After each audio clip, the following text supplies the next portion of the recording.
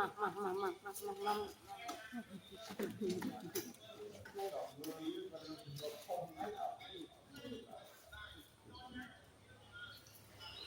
Si á kìa. Đeo si á.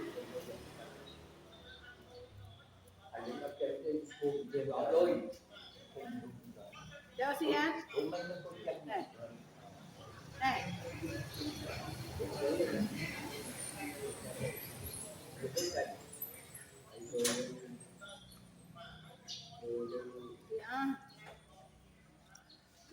Đeo si á. Này.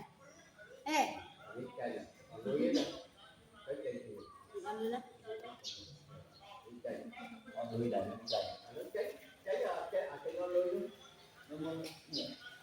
Ôi, nó không sky này. Một tập này nó chặt phải một tập nó phải uống tiền.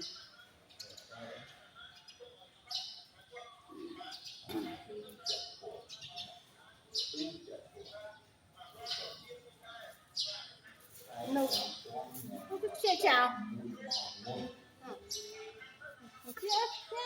Phía.